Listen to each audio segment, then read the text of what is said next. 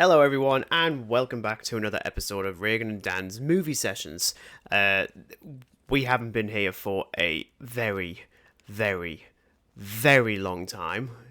In fact, even this setup that we're doing now, we haven't been in since I want to say June last year. Yeah, that sounds about right. But we're back, slightly more old school, talking about relatively new movies. They're not going to be an hour long, I promise. I really promise they're not going to be an hour long. Don't make promises you can't keep. Hey, I'm not editing this for any more than an hour. It's just not happening. Of course, this time we're talking about Nosferatu, directed by Robert Eggers. This is his fourth feature, originally announced to be his second, which I think even he kind of commented on that at the time, thinking it was absolute heresy to be doing an adaptation of Nosferatu as his second film, despite how good The Witch was. But here we are in, 2025, because this is a 2025 film for us in the lowly United Kingdom of Great Britain and Ireland. For US, for US and everywhere else, it's like the back end of December, but we will just get, there's a Happy New Year, here's Nosferatu. Not that I can go see it on New Year's because there's no bleeding buses, but hey. Oh, yeah, that's a good point. I didn't think about that, actually. So I just saw it the day after, as in yesterday. Yeah. No, we saw it on New Year's Day, and I mean, I had to check what was even open around the cinema. There was a few food places, and that's about it.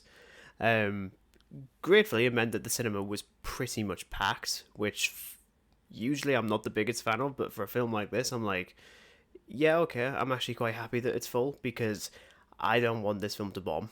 I just don't. I really, out of every film. But yes, I think it's safe to say this has been one that we've been looking forward to for quite a while. Ever since it's been announced, truthfully. Yeah, pretty much. We'll go spoiler free briefly for a bit, and then we'll do spoilers later on. Just in case there's someone listening who hasn't actually seen it and does not want to spoil the look of Bill Skarsgård. We'll get to that. So we'll kick things off actually with Dan. Would you like to give us a very brief sort of synopsis of this film? I'll try my best, but it's never gonna go right because it's been a while since I've watched Nosferatu. I went into this thing blind, didn't read the synopsis by the way, on Letterboxd or nothing. I went and saw the film.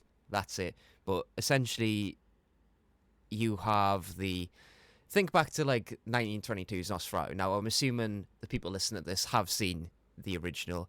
You have a count who's looking to buy an estate in. Not even going to attempt to pronounce the town, but he's looking to buy an estate.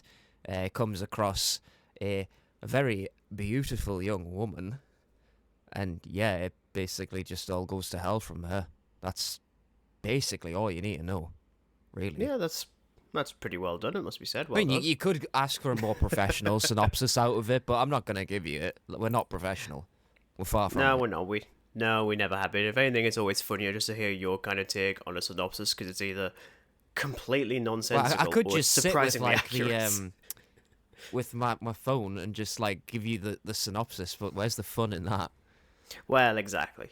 But yes, like I said, this is one that we've been looking forward to for quite a bit. I'll kick off with my thoughts, because my thoughts are public. By public, I mean on Letterboxd. Yeah, I absolutely loved it.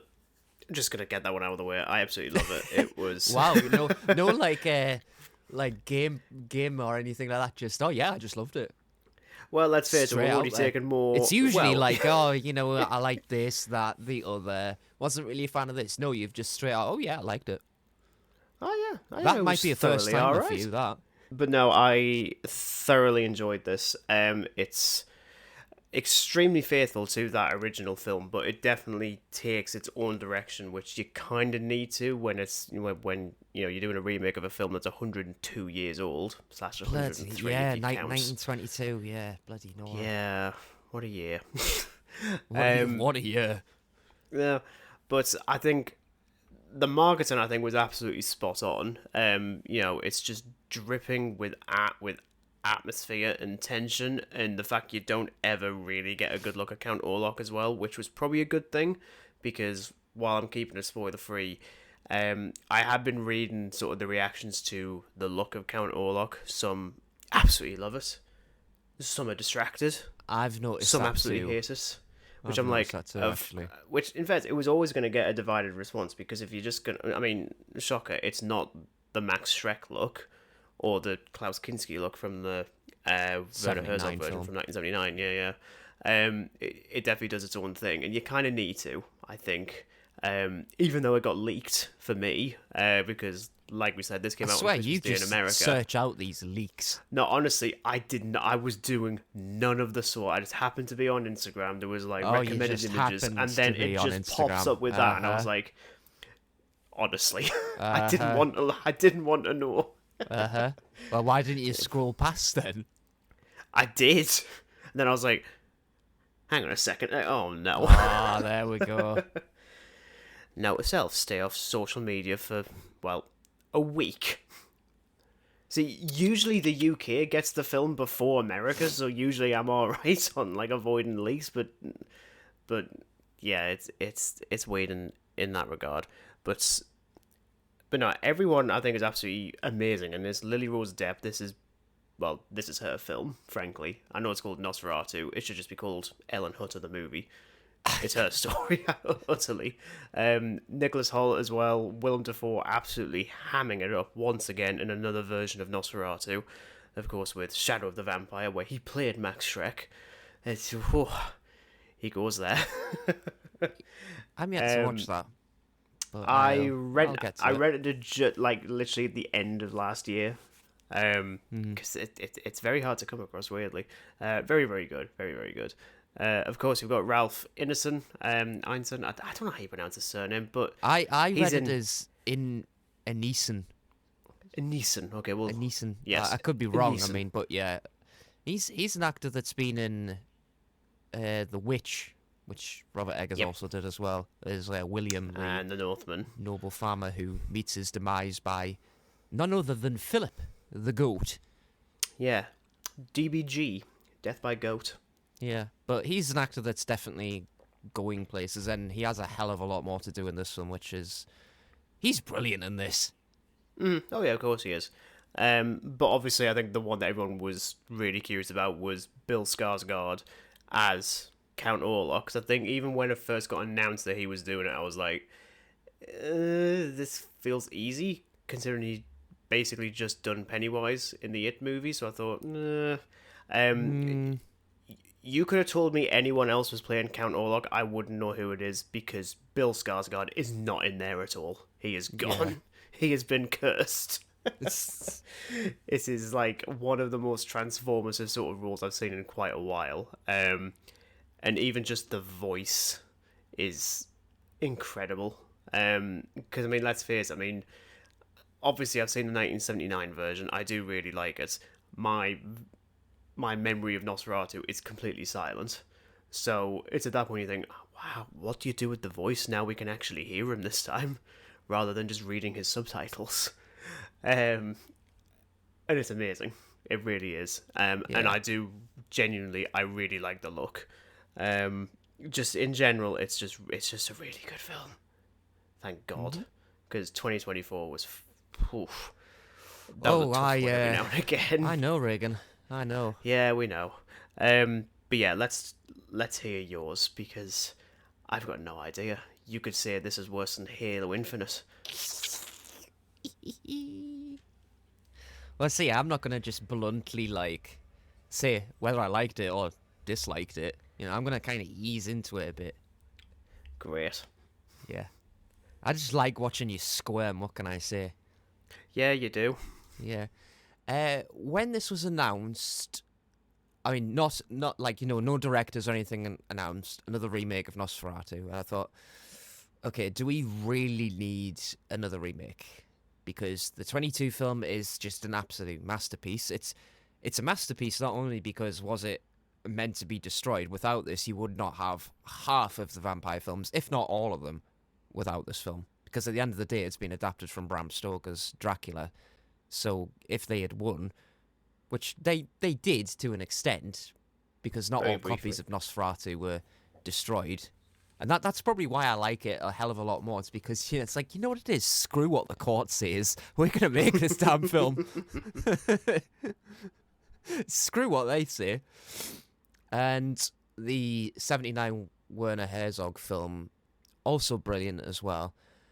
Uh, this one, however, when Robert Eggers was announced he was directing it, I was straight on board for it because I love his work on The Witch, The Lighthouse.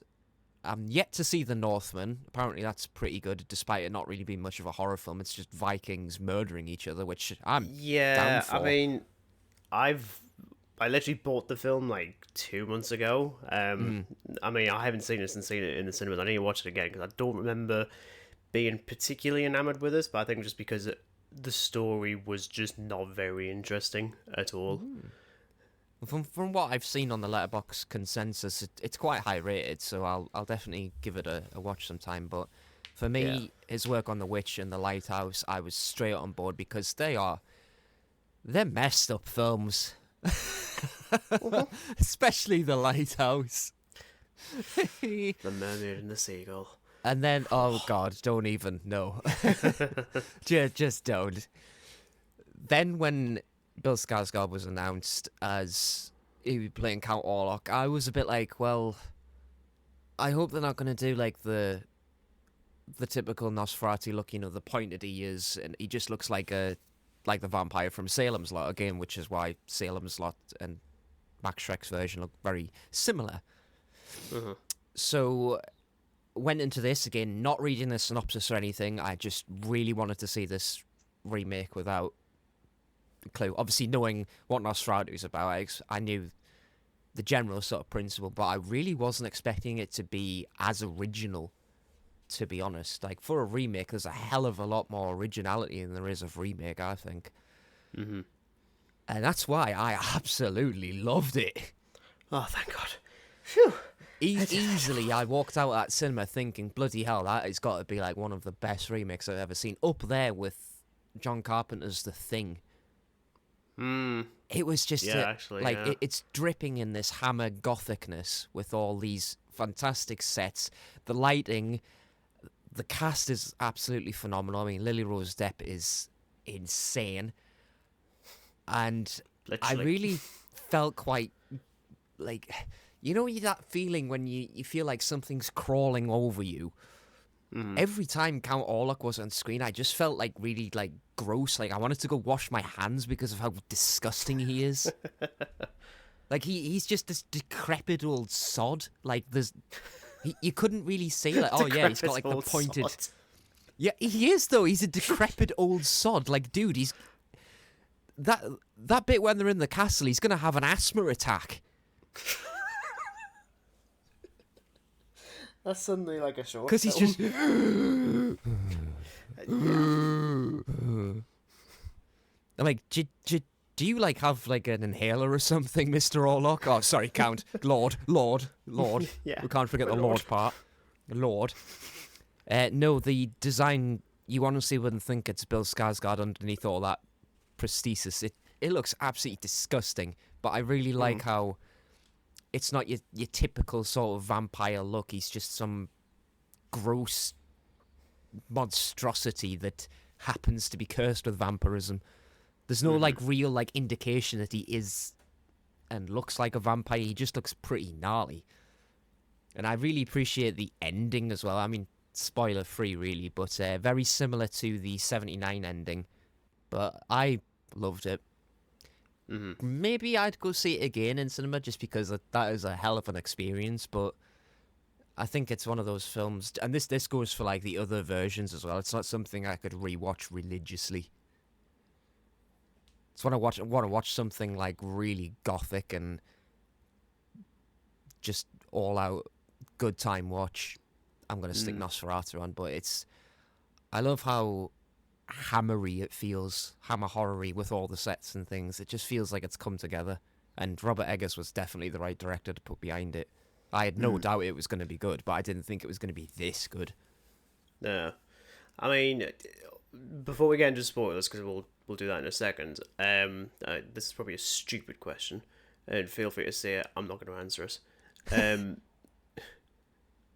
Of the three, I mean, technically, you can count four because there was a version with Doug Jones that came out at the end of last year, which I'm not going to watch because it looks like a PS2 game. um, which of the three Oof. is your personal favourite, or is that a stupid question? It's hard. That is a hard question because I wouldn't say that like I favor one more than the other, but I know that I'm always gonna like the original just because without this original getting made, you wouldn't have vampirism in cinema without that film. You wouldn't Yeah. have Dracula. You wouldn't even have like the Bela Lugosi Dracula or anything like that. Hmm. So for me, it just comes down to the original just because of how much it inspired. But when it comes to the 79 one and this, I'd maybe say I like this version a little bit more than the 79 one because I can't honestly remember too much about the 79 one. I know they have very similar sequences in the town when Orlok arrives and the plague is unleashed, and there's a lot of very similar things there, but I think the stuff with the rats was a hell of a lot creepier in this. Whereas in the Yeah. 79, there's just loads of shots of rats everywhere, whereas the rats are actually doing things. And what really impressed me was looking at the behind the scenes and stuff. All these rats were practical, by the way, real life rats Mm. that they got. And they got them all back as well after the shoot. So I could just imagine, like, sitting with a checklist. Yep, Well, that's the thing with this one is that anything you wanted to see more of from the 1922 film, this one very much expands on. So you get a bit more on that. Well, I don't know if the ship is called the Demeter in Nosferatu. Obviously, it is in Dracula. Of course, we did get the last voyage of the Demeter, like I think it was last year. I can't quite remember, to be it's honest. 23, the back end of 23, I Yeah. think. Okay. Because I did actually quite enjoy that one. For what it was, considering it's just expanding a chapter of Dracula into 90 minutes, and it's like, wow, you can actually do it surprisingly Yeah. well. Um, you want to see more of the plague stuff, you've got more of that. If you want more sort of like time spent with Ellen as a character, you've got that in spades. If you want a surprising amount of depth for Orlok himself, you've got it in this as well. It doesn't tarnish the original, it just sort of enhances it in a few ways, so in a way it at least justifies its own existence. Yeah. It's not trying to replace it. It's sort of like a nice But it's not trying to be it either. It wants to do its own No. thing, which is what I commend Eggers on so much, is because, yes, it's just a remake, but there's so much original stuff that he's put into the mix. We'll get into spoilers now. We'll kick off with the one bit that I was the most concerned about, just to get that one out of the way, because I'm very curious to hear your thoughts. Like we said before about how the trailers do a really good job at hiding Bill Skarsgård as Count Orlok. Yes. The film does it a lot as well, which I thought I appreciate Does a lot, the actually. psycho alien approach really keeps him out the camera until he's needed, more or less. And even when you technically get a good look at his face, it's still from quite far away. And by the time you get like a proper look at him, the film's literally about to end. So it does very much take like the Jaws and Alien I think the, approach, the like best proper way part of to that do it. is when what's his bloody name? Nicholas's. I'm not even Thomas. going to pronounce it. Yes, Thomas. What, Thomas? Thomas Hutter. It's Thomas my Hutter. middle name, Tom man. Hutter. It isn't that difficult. When Tom goes to the castle, and the Lord Orlok asks for the deed, etc., and you never really see his face. Like you get the shadow of it, and I'm just like, oh, come on, I want to see what it looks like. Hurry up! Well, that's the thing, because like even when like there's a point when he's sat down in front of the fire, and You it's never still see his face. quite- Like there's loads of light Yeah. around him. Never ever see him though. No. So I do appreciate that. I think one of the other reasons was they probably wanted to hide it because it is easily the most unique version of Orlok that we've got. Oh yeah. In that it's really the second new look. Because let's face it, the Klaus Kinski one is still pretty much just the one from 1922, just a bit more rounded in the face. Yeah. And then the Doug Jones one is basically the same. This one, I mean, I remember reading about Robert Eggers talking about the character of Orlok and how he's like a Romanian undead nobleman. so he wanted to make him look like that. But also, you look at the person who is the inspiration for Dracula in the first place, Vlad the Impaler. What is on his face? It is one heckin' big mustache. And they're like, yeah, we should do Yeah, that. I picked up on that instantly. I was like, wow, this is weird seeing Count Orlok with a mustache. Well, that's the thing, because that's the bit that got leaked. Because I had no idea that that's where they were gonna go. Yeah. I'd seen some like concept art of the character, and there was none of that at all. And immediately I was like, I don't really like this, but of course I'm not gonna like it. It's new. That's Yeah. how it works. But as soon as you see him in the film, within seconds you're like, I still hate this guy. So it doesn't matter if he's got a mustache. He's just evil. Just like he's the definitive article of evil, and they keep him that as well, which I like. Can we also talk about how disgusting those sounds are when he's getting blood? It is just so. Yeah, it is absolutely awful, as it should be. Because like I'm sure even But Eggers it's was the talking way, about how like, the whole it just thing like. of It doesn't drink it like a normal vampire does. Like, that dude is No. latched on there like a goddamn leech. which I suppose makes sense. And it's when the you think noise about it makes, and like he's like really into it and stuff. Oh, it's just like, ew. I remember there was a couple of Well, people let's face in it. my viewing who were just like, no. You see, But there was that's not what a you s- want, though. When people There are was not- uncomfortable. Yeah, well, I think there was not a single sound from any of the audience in the entire film, which I loved. I was like, There why is it was taking this long definitely for like some people to shut up? knittering going on, but I think that was more related to the film than of anything else. A couple of people actually walked out my screening and never came back to what I think it must have been like a good 30 minutes left of the film, but they just up and went. Don't know why. Idiots. I mean, there were people doing that in The Substance last year, but that's just because I've got no idea what they want. And also Joker. But, that's another conversation entirely. Yeah. But the voice as well, I thought was impeccable. Like, I mean, I think I even wrote down in my review of it where it's like, if it sounds like the voices are coming from the walls, not just bouncing off them. They're just coming from every yeah. single angle. It's like he's everywhere. I'm like, that is just spot on. But again, there's no Bill Skarsgård in this at all. He's just not there. It's like Bill is not here right It's- now. no, it's literally like with There is Shadow of the only Vampire, Orlok. where yeah, it is literally that.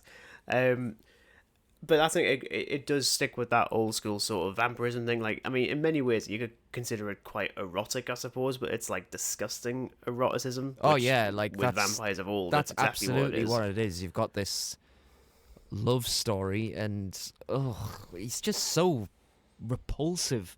I'm sure there's like a shot where like Lily Rose like grabs a hold of his shoulders, and it's just like maggots and stuff. I'm like, ew, no. I wouldn't be shocked if there's I don't remember if there was maggots. There was definitely there's just like bits missing, really. Yeah, even like when there's he's just like bits of rotten flesh and ugh. And that guy's breath But must it treats- absolutely honk. Oh, yes. you good there? But yeah, they very much treat the whole vampirism side of things as very much exactly what it would be, which is just cursed. It's just disgusting. It's Oh, yeah. awful. It's not sexy or anything like that. No, it's not like you've got like Bela Lugosi just suddenly appearing, looking all handsome and stuff. No, you've actually got this hideous monstrosity that's cursed with. Well, that's the thing. with It's not even undeath, like as he's essentially, like and the only way that he can keep himself alive is by feeding off victims, draining them of life. I'd tell you what, I was quite shocked at the I can't remember their names, but the family that Ellen and Tom are staying with, and Orlok kills the children. Was not expecting that. I kind of sensed that it was just gonna like kind of cut to black. Oh no, nothing like that. no. And then you've got the scene in the tomb after, which is just Again, very It's much like beautiful. The Lighthouse. Uh, Just you know what minus I'm the. talking about. Yes, we all know. We know. He's just a fan of the actress Emma Corrin. What can I say? But But it's just, yeah, it's my word, it has no right to be this good. But then again, Robert Eggers behind it, it's gonna be good. I don't really know see me anybody like you say who's that. I mean, it's really slated this film either. It's done well with critics, no. it's done well with audiences. I've seen a few people that have said it's like woefully derivative of the original, and I am sat there thinking, I slightly get that, but at the same time, it's the Dracula story. Like you can either adhere to it quite faithfully, but still do your own visual twist on it, which is what this film does. Um, or you just go completely nonsensical and do something entirely different, from which case then it's not Nosferatu, then it's not Dracula either. Yeah. So you go into a film called Nosferatu, you know what it's based on, you know what that's based on. You shouldn't really be surprised. That's because I mean, on the flip side, yeah, there's not really much in the way of surprises, so to speak. Like, there's not some like shocking twists on the mythos, but they also doesn't need to be, frankly. Yeah. Like, I still it's not think a shot-for-shot remake. Yeah, that's it. It's not cut and paste, which is what No. I was quite scared of. I think a lot of people were because it's like, oh well, it's a remake. We can just update the visuals, etc. Like because they couldn't do it in 1922, they couldn't do it in 1979, so we're gonna take an extra step further. No, it's completely doing its own thing where it wants to. Yeah. Because there is bits where I was even thinking through it across the film where I was like, I do still want them to do this version of the shadow on the stairs, which is what I've got on the t-shirt at the moment. Yeah. I thought, but then I also feel like I'm treating it sort of like a modern like blockbuster remake of something where it's like, oh, you need to have some of the iconography there. You just I have was to. It's a honestly rule, and it's expecting not. something like that, but I think I settled for the. I mean, they did the sort of similar premise with the shadow, but it's just his hand going across the town. Oh, I And love that. big, That was amazing. I thought that was absolutely beautiful. Yeah. Was But not then technically expecting they something do- like that, and I just saw, Yeah. wow.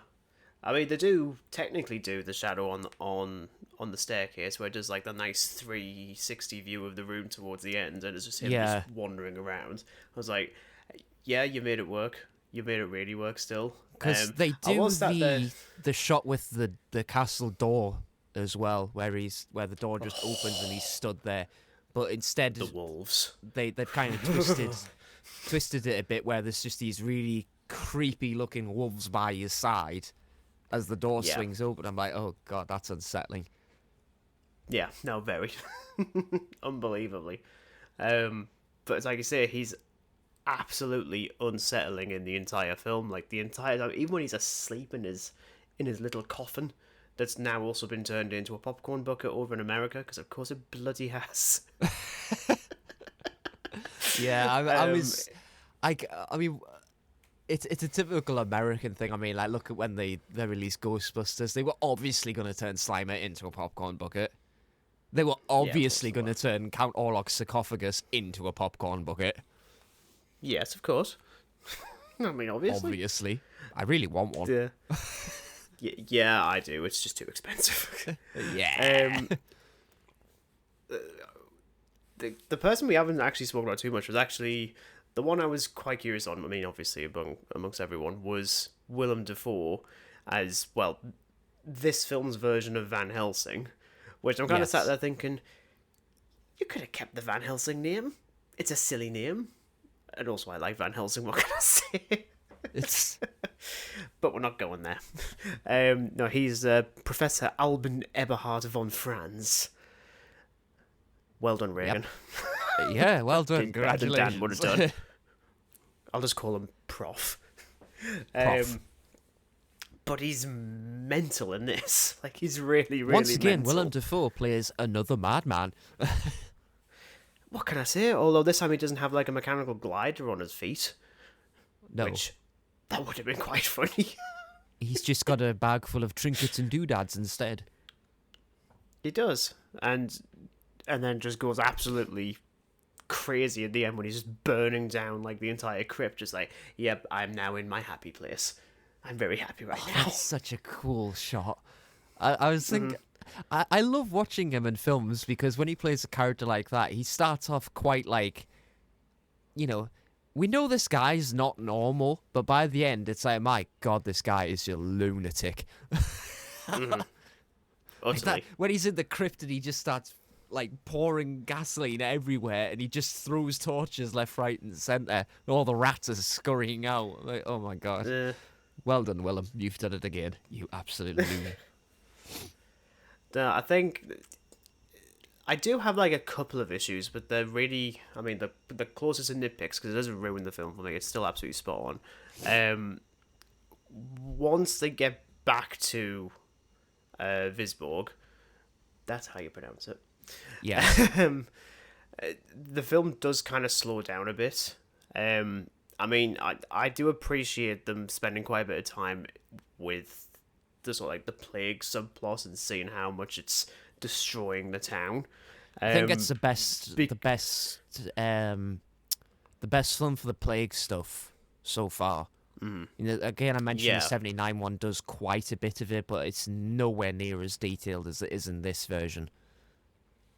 I really can't. I mean, I remember really liking but that's the film, thing. but Like, I'm trying to I can't remember all the anything. stuff from the 79 one. I can't really remember. All I remember is like they do a lot of similar stuff with the wagons and the bodies, and like there's just towns. The town is just scraping with rats. Like there's plague doors, and, like you know how they're doing the cross on the doors and everything. There's all that as well. But this one was just like, wow, you can really see the detrimental effect that the plague is having on people here. Because that's the thing, because Count Orlok being here is obviously like a very personal sort of danger, but then it makes us. Well, doesn't Willem Dafoe's character say that like it's not just any plague; it's a plague of death? Yeah, it's like desire is to just consume all life on Earth, and you kind of start thinking, it. Yeah, that's a film I'd like to see, where like the entire human race is gone, and it's just all Orlok on the side thinking, I shouldn't have killed everyone. What am I gonna do for blood? I'm gonna starve now. Yeah. But yeah, I mean, was it 2 hours and 10 minutes? So immediately, obviously, it's considerably longer than the original, which I think was like 86 minutes or something like that. Really, really short. But like I say, it does enhance stuff from that original movie, and like I say, especially with the character of Ellen, who, like I say, this is her film utterly, and Lily Rose Depp is absolutely amazing. Terrific. I mean, I can still remember when they were casting this film, and I'm sure initially Anya Taylor-Joy was going to be Ellen, which I wasn't shocked at because it's a Robert Eggers film. Yeah, Anya I mean, Taylor-Joy she was the main sort of lead in The Witch, so it would make sense to really cast someone who's been in this previous entry. Yeah. But yeah, I mean, I just really love the character because, let's face it, she's kind of talked down to by virtually everyone because it's just that classic thing of like, oh, she's going crazy. We'll just sort of. Oh yeah, I love that so much. It's like she's so determined to prove it wrong that it's going to take her own death to prove it.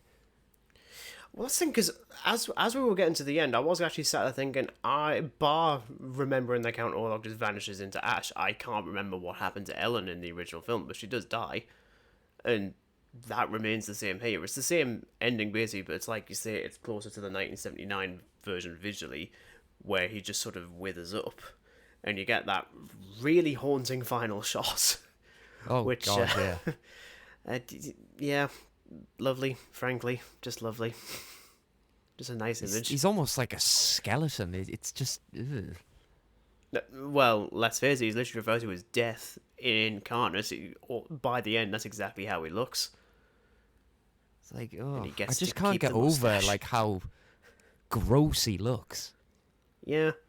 It's like the other two, at least they're dressed like quite smart. This guy just throws on like an overcoat, and that's it. Mm-hmm. Well, that's the thing, because I mean, this version is dressed in like 17 layers. Like, he must be really, really cold in, like, every single scene. Yeah. It's no wonder But he I was really sat by like the that. fireplace. Yeah, and it still wasn't enough with his massive hat, which I loved the hat as well. That was a really Yes. nice touch. Um, just yeah, in general, I really I really loved and really respected what Robert Eggers was able to do with this one, because like I said, it could have easily just been the shot for shot kind of way, which is what Yeah, a the total copy Doug and Jones paste. film It's did. just like the. I can imagine it being like, oh well, because it's 1922, they didn't have the the budget, the money, the technology for all of it. But he hasn't. Robert Eggers isn't the director to basically say, oh yeah, well we don't really need to do anything. We just need to like copy this shot for shot. But he hasn't done that. There's Yeah, a because lot I think of as well, original stuff thrown into the mix, which is what a yeah, remake should be. because Listen that's the up, thing. horror Because directors. yeah, yeah, but that's the thing. Because I mean, I'm not sure if he's turned around and said that Nosferatu is his favorite film ever. I wouldn't be shocked if it is. But I think the idea of tackling readapting that Ballsy. immediately, yeah. But then immediately you'd be like, if you're a good enough director, you'd be like, right, I'm not just going to do the original film. I'll do it my way, because you kind of have to. It's a bit like with like some directors refusing to do a Star Wars movie because they'd rather just stick being a fan, because they can't Yeah. sort of separate that, which is totally fair. And I don't envy anyone trying to do another version of Nosferatu. It still remains my favorite version of Dracula. Um, I mean, even like when I asked you before about which one is the better one, it's, I mean, of the, we'll ignore the Doug Jones one because it's poo. It's Like the Werner Herzog one is probably the weakest of the three, but that's just like one of them is going to be at like the bottom of the three. Mostly because I genuinely I'd have to rewatch it again because I don't yeah, remember it's a really lot of hard it. to like remember an awful lot. Like there's bits and pieces I can remember, but then like the rest of it is an absolute blank. Yeah, it's clearly not particularly memorable, which you can't say for 1922 and Yeah. now, well, 2025. I'm gonna have to call it. So it's like, Yeah. because that's how it works. Annoyingly, um, this one's just a nice expansion to that world. Um, it could have gone either way, frankly. I think the trailers looked so nice that there was a part of me thinking, please don't balls it up. Please don't be showing me just like the nice imagery in the in the film for the trailer and nothing more. That's basically what they do, because you The don't really trailer want to did give it away. well, I thought. It didn't reveal an awful lot. I mean, yeah, there was a lot of similar shots that I remember seeing in the trailer, but I'm thinking, yeah, it doesn't really ruin anything though. No, You've there got is actually. the shot with where Lily Rose Depp's character is standing by the window, and then it kind of it goes with the storm, and then Nosferatu appears in the curtains. I Yeah. thought, oh, that's just Oh yeah, I ooh, love you've that got my shot. That spine was great. tingling. Although interestingly, I think the main shot that people referenced of Orlok, where you get like the best look of him, and it's from like behind, and he's like turning his head. That's not even in the film, All right. which is hilarious because people were analyzing that image so much, and it's like it's not actually in the film. Though I think Robert Eggers said that there is potentially going to be an extended cut on the Blu-ray when that comes out. I was like, I mean, yeah, I'll watch it. I mean, as long as it doesn't suddenly completely change the film, because I Do think you he know said what it it was probably is? You closer could to. really, I mean, this is like a fan project more or less, but you could put that entire film in black and white, and it wouldn't make a difference.